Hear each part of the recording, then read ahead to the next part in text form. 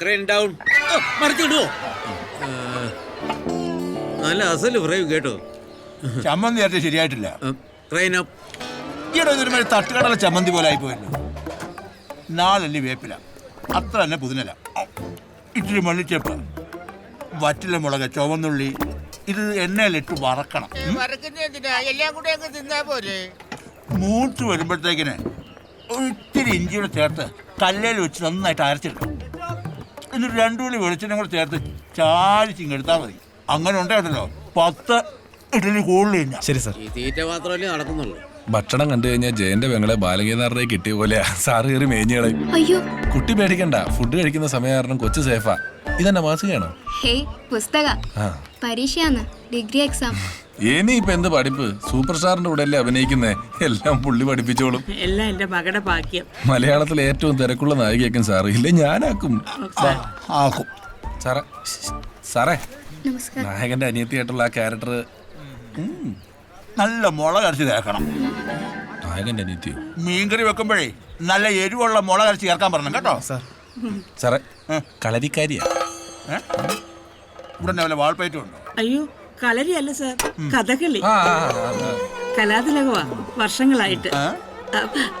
അല്ല, വർഷങ്ങളായിട്ടുള്ള ആഗ്രഹമാ കലാതിലകമാകണമെന്ന്. അതിനുള്ള ശ്രമമുണ്ട്.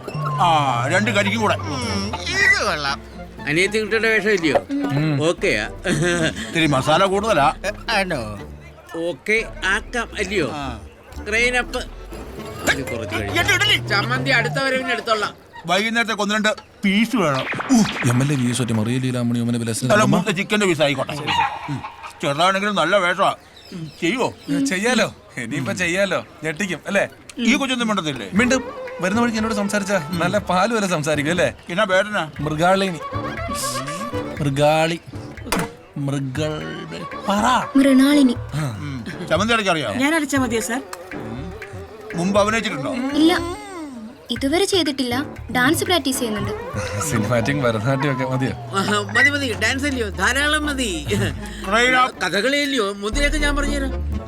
ഇച്ചിരി വെള്ളം പോലും തരരുത് കേട്ടോ. ഞാൻ പറയാതെ ഈ ക്രെയിൻ ആക്കണ്ട. അപ്പൊ എപ്പ ഞാൻ താഴെ ഇറങ്ങണം? എന്തായാലും ഉച്ച കഴിഞ്ഞേ ഉണ്ടാവുള്ളൂ. പോയി റെസ്റ്റ് എടുക്കും. പോ.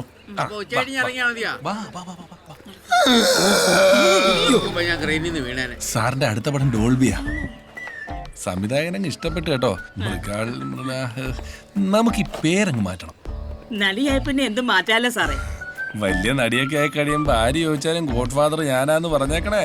അയ്യോ, അത് കുഞ്ഞാപ്പു സമ്മതിക്കുമെന്ന് തോന്നുന്നില്ല സാറേ. അതാരായി കുഞ്ഞാപ്പു? മോളുടെ അച്ഛൻ. അയ്യോ, ഇവരുടെ ഗോഡ് ഫാദർ കുഞ്ഞാപ്പു തന്നെയാ സാറേ, സത്യം. നേരെ